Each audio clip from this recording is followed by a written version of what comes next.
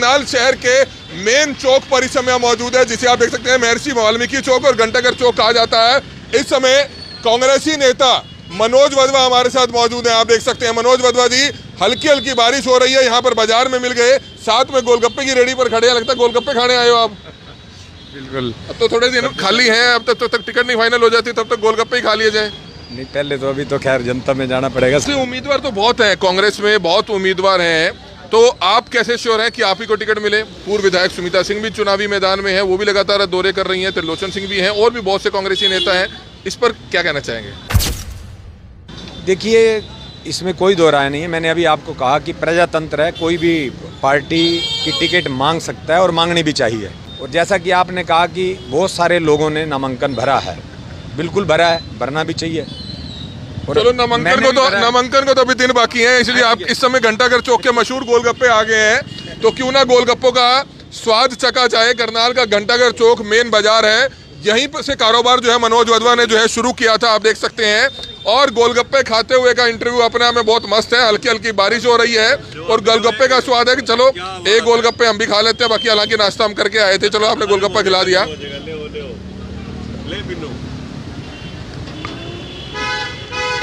गोलगप्पा तो खाया, लेकिन गोलगप्पे में भाई ने मिर्च ज्यादा डाल दी थी। लगता है मनोज वधवा जी साथ खड़े हैं, इसलिए मिर्च ज्यादा डाल दी, क्योंकि आपके इस इंटरव्यू के बाद कईयों को और मिर्च लगने वाली है। बिल्कुल।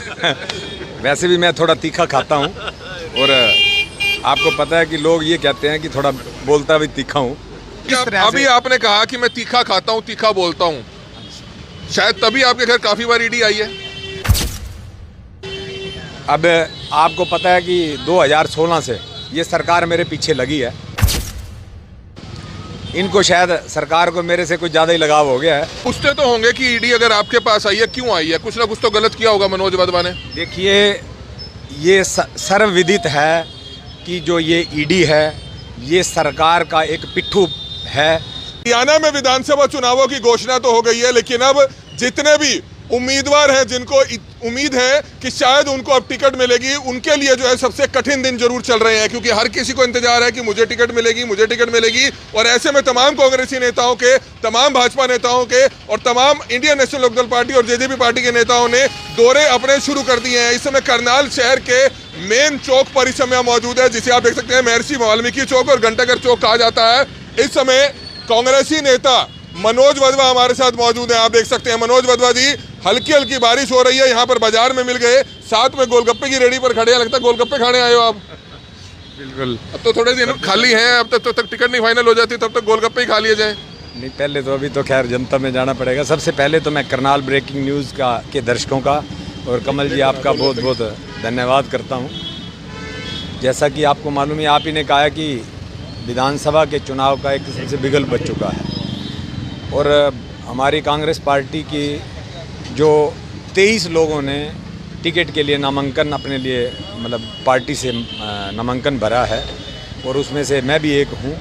और इतना ज़्यादा कांग्रेस पार्टी के प्रति माहौल इस पूरे हरियाणा प्रदेश के अंदर बना हुआ है कि आप ये देखो कि लगभग 90 विधानसभाओं के लिए 2556 लोगों ने नामांकन करने का काम किया है, यानी पर्चे भरने का काम किया है, जो हमारी कांग्रेस पार्टी ने एप्लीकेशन मांगी थी।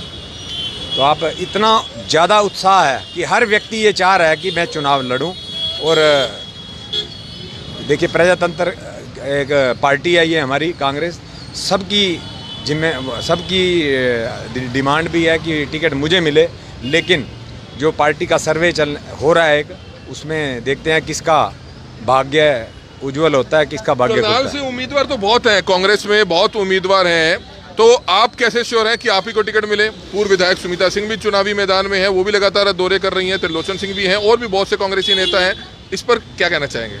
देखिए, इसमें कोई दो राय नहीं है। मैंने अभी आपको कहा कि प्रजातंत्र है, कोई भी पार्टी की टिकट मांग सकता है और मांगनी भी चाहिए, क्योंकि इससे लोग सभी जितने भी लोगों ने टिकट के लिए एप्लीकेशन दी है, वो आज सभी लोग अपने अपने तौर पे पार्टी की नीतियों का प्रचार कर रहे हैं, जिसका फ़ायदा ये हुआ है कि पार्टी का ग्राफ एक ऊंचे लेवल पे पहुंच गया है और उसका नतीजा आने वाले चुनाव के अंदर निकलेगा। और जैसा कि आपने कहा कि बहुत सारे लोगों ने नामांकन भरा है, बिल्कुल भरा है, भरना भी चाहिए। और चलो नामांकन को तो अभी दिन बाकी है, इसलिए आप इस समय घंटाघर चौक के मशहूर गोलगप्पे आ गए हैं, तो क्यों ना गोलगप्पों का स्वाद चखा जाए। करनाल का घंटाघर चौक मेन बाजार है, यहीं पर से कारोबार जो है मनोज वधवा ने जो है शुरू किया था, आप देख सकते हैं। और गोलगप्पे खाते हुए का इंटरव्यू अपने आप में बहुत मस्त है। हल्की हल्की बारिश हो रही है और गोलगप्पे का स्वाद है कि चलो एक गोलगप्पे हम भी खा लेते हैं। बाकी हालांकि नाश्ता हम करके आए थे, चलो आपने गोलगप्पा खिला दिया।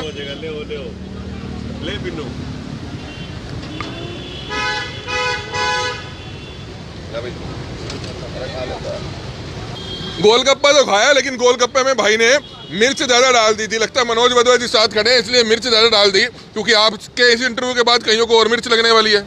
बिल्कुल वैसे भी मैं थोड़ा तीखा खाता हूँ, और आपको पता है कि लोग ये कहते हैं कि थोड़ा बोलता भी तीखा हूँ, लेकिन देखिए पिछले मेरी डिमांड क्यों है टिकट की, आपको याद होगा 16-18 के अंदर जब मेयर के चुनाव हुए थे, मेरी धर्मपत्नी आशा वधवा जी ने मेयर का चुनाव लड़ा था, और करनाल की जनता ने इतना भरपूर समर्थन, भरपूर सहयोग देने का काम किया था। लगभग 61,500 वोट देकर उन्होंने जिस तरह से सरकार को एक अलार्म किया था, हालांकि चुनाव तो हम जीते थे, लेकिन सरकार ने अपने धन बल जो भी वो प्रशासन का इस्तेमाल करके जिस प्रकार से हमें हराने का काम किया, और पूरी हरियाणा सरकार करनाल के अंदर पड़ी थी। मुख्यमंत्री, उस समय के मुख्यमंत्री लगभग 8 दिन यहाँ पे रहे करनाल में, और उनको एक नारा देना पड़ा था कि मैं सबसे बड़ा पंजाबी। उनको जात पात पे चुनाव लड़ना पड़ा था। और बात करते हैं हरियाणा एक, हरियाणवी एक, जबकि उन्होंने जात पात के ऊपर चुनाव लड़ा, जिसका कि खमियाजा करनाल को भुगतना पड़ा है। जो लेडी मेयर बनी है, आज देखो करनाल के अंदर डेवलपमेंट की बात करें तो हर सड़क टूटी हुई है, सीवरेज ओवरफ्लो हो रहे हैं, सफाई की कोई व्यवस्था नहीं है। जब हमारे टाइम के अंदर, जब हम डिप्टी मेयर होते थे, करनाल दूसरे या तीसरे नंबर पे था पूरे हिंदुस्तान के अंदर। आज करनाल का 115वां नंबर है। हालांकि शहर की सड़कें तो पहले से काफ़ी बेहतर हुई हैं, आउटर साइड की रोड देख लें, चाहे स्टेट हाईवेज जो हैं वो भी रोड्स अच्छी हुई हैं। देखो काम हुआ है, उसको गिनाना भी जरूर चाहिए। देखिए जो सेंटर गवर्नमेंट का काम हुआ है, जो अच्छा काम हुआ है, बिल्कुल उसको कहेंगे कि अच्छा काम हुआ है, लेकिन आप करनाल की दशा देखिए, आप मुगल कनाल पे जाके देखिए, आप ये जो कॉलोनियाँ हैं छोटी, चांस राय जाके देखिए, आप ये जाटो गेट जाके देखिए, वहाँ पे क्या हालात हैं। और आप बसंती वाली गामड़ी में देखिए, आप वहाँ काछवा जाके देखो कि क्या हालात हुए हैं गांव के अंदर, किस तरह से। अभी आपने कहा कि मैं तीखा खाता हूँ, तीखा बोलता हूँ, शायद तभी आपके घर काफ़ी बार ईडी आई है। अब आपको पता है कि 2016 से ये सरकार मेरे पीछे लगी है। इनको शायद सरकार को मेरे से कुछ ज़्यादा ही लगाव हो गया है। जो इस प्रकार की कोई ऐसी एजेंसी इन्होंने छोड़ी नहीं है, कोई भी जो डिपार्टमेंट है इन्होंने सारे मेरे पीछे लगा के देख लिए, और उसका नतीजा क्या निकला, 0। और आज आपके सामने है, मैं बिल्कुल आपके सामने खड़ा हूँ। पूछते तो होंगे कि ईडी अगर आपके पास आई है क्यों आई है, कुछ ना कुछ तो गलत किया होगा मनोज वधवा ने। देखिए ये सर्वविदित है कि जो ये ईडी है ये सरकार का एक पिट्ठू है, और इसने जितने भी विपक्ष के लोग हैं जो सरकार के खिलाफ बोलते हैं, उनके ऊपर इन्होंने उनको कब्जाने का काम, उनके ऊपर रेड डालने का काम, और उनको किसी न किसी तरीके से परेशान करने का काम या जेलों में भेजने का काम किया है। और अगर मैं कहीं गलत होता, जो इन्होंने प्ली लेके मेरे ऊपर ईडी की रेड डाली थी, वो एफआईआर हमने दर्ज करवाई हुई हैं जिन्होंने इलीगल माइनिंग किया है, इन्होंने हमारे ऊपर डाल दी। वो तो अभी मामला कोर्ट में जा चुका है, क्योंकि इन्होंने जो कार्रवाई करनी है वो कर रहे हैं, और इन्होंने चालान भी आप पेश करना है तो कोर्ट में जाएंगे, दूध का दूध और पानी का पानी। सवाल आपसे पूछना चाहेंगे कि टिकट अगर किसी और को मिलती है, आपको टिकट नहीं मिलती, या आपको मिलती है किसी और को नहीं मिलती, तो आप एक दूसरे का साथ देंगे आपस में? देखिए पहले तो पूरा का पूरा मैं पूरा विश्वस्त हूँ इस मामले में कि टिकट मुझे ही मिलेगी, क्योंकि पिछले बाई इलेक्शन में भी टिकट मेरी मिलनी थी, लेकिन परिस्थितियाँ कुछ ऐसी रह गई, क्योंकि मैंने उस समय पार्टी ज्वाइन नहीं की थी, तो जिस कारण से कहीं ना कहीं मेरी टिकट उस समय रह गई थी। इस बार मुझे पूर्ण रूप से विश्वास है कि टिकट मेरे को मिलेगी और बाकी जो हाईकमान डिसाइड करेगा उसमें हम कोई उनके साथ है बिल्कुल। और अगर मान लिया किसी और को भी मिलती है तो फिर भी पार्टी के साथ हैं, उनका प्रचार पूरे मिलके एक दूसरे का साथ दे के करेंगे। तो हालांकि अगर बात करें अगर टिकट मिल जाती है तो बहुत बढ़िया है, जैसे कि आपने बताया। नहीं मिलती तो आगामी जो रणनीति क्या रहेगी कि मेयर चुनाव की तरफ जाएंगे?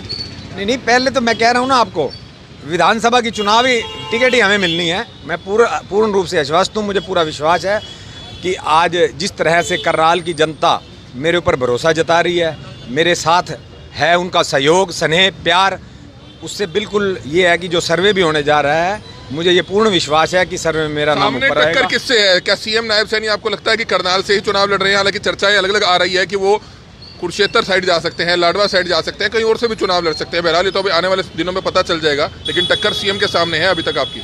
कमल जी, मैं तो बिल्कुल ये चाहता हूँ, मेरी दिली इच्छा है, क्योंकि मैं तो पहले भी सन 14 के अंदर खट्टर जी के सामने चुनाव लड़ा था और आज मेरी इच्छा है कि हरियाणा प्रदेश के मुख्यमंत्री नायब सैनी जी को यहाँ से टिकट मिले और मैं उनके खिलाफ चुनाव लड़ूं।